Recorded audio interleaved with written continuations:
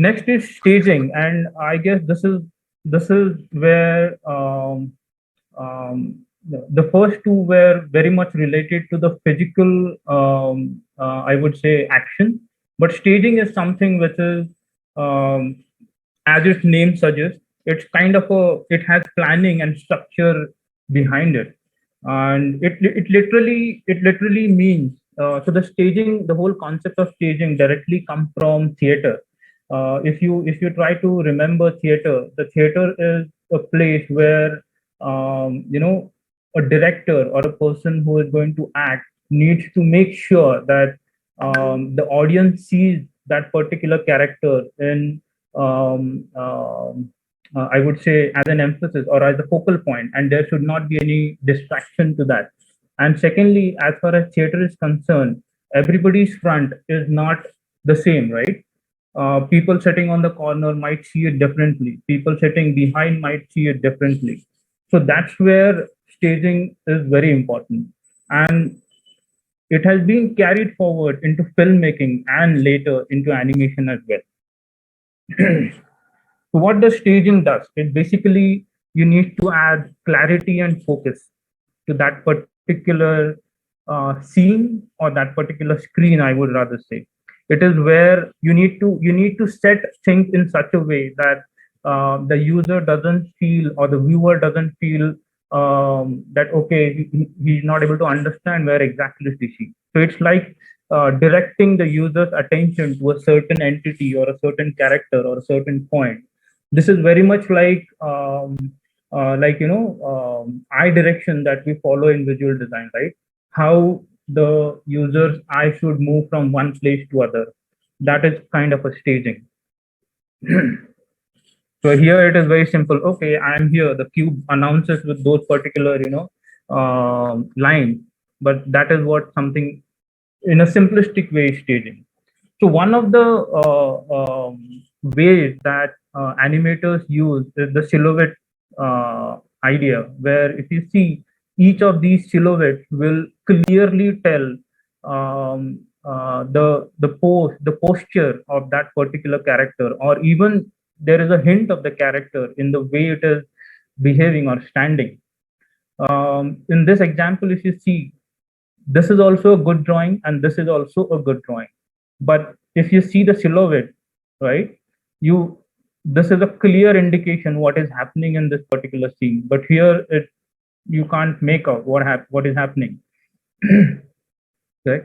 So in scenes where their lighting is of most important, this makes a lot of difference. Like even on the stage in the actual theater, where lighting is a very important part of staging. Like if you have to move the viewer's eye to a certain place, suddenly you will see light going from one place to the other place, right?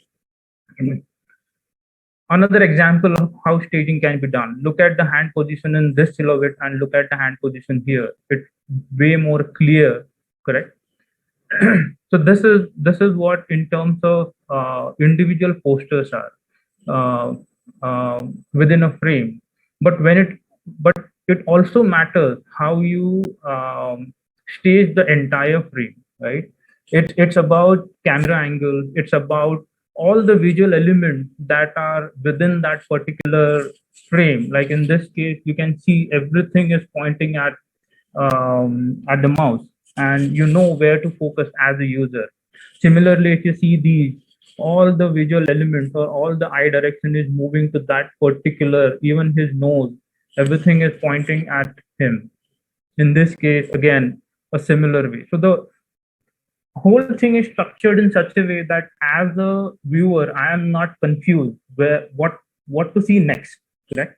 So it's, and cinematically there are a lot of tools or a lot of things used to handle this. Camera angle, then there's lighting, there's movement, there's visual structure, and even camera focus. Like the camera might focus onto something, and the things beyond that will be out of focus, so and so forth.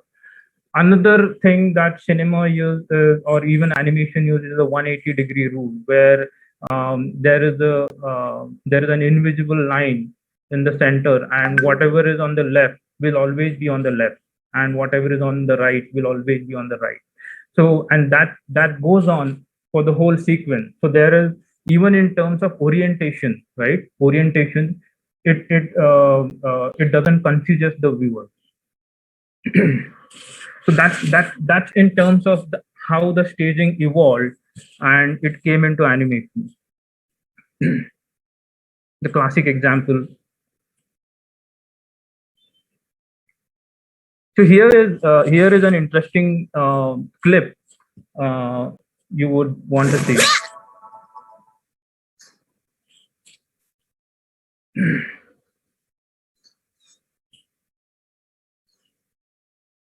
Are you guys able to hear the sound of this?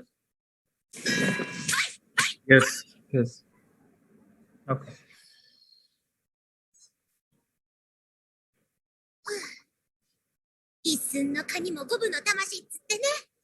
Ignore the language.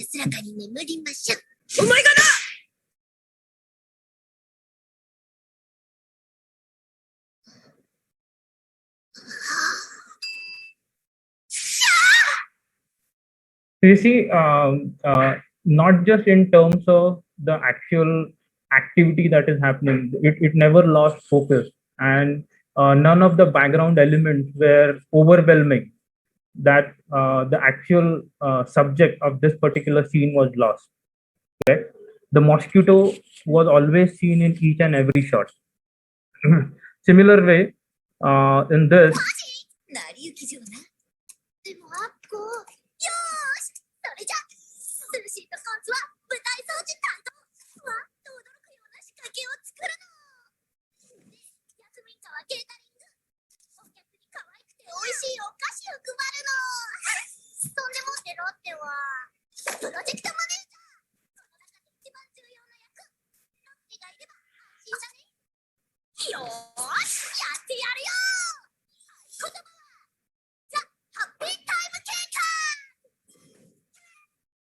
yeah. So it might seem very simple and a very generic animation clip, and irrespective of what the style and language is, if you notice, the character never left the center position. However, it has been the all the background elements kept on moving, right, and the character always remained in the center. So again, that is a very strategic decision to make.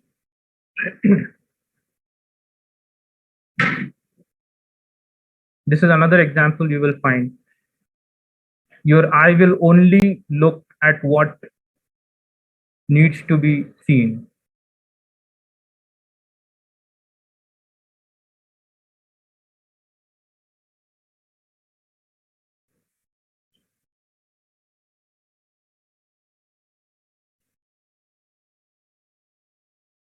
So the basic takeaway is every scene or every screen will have a certain important thing to tell, right? So we should make sure by all the elements that we have, we should make sure that that focus is not lost.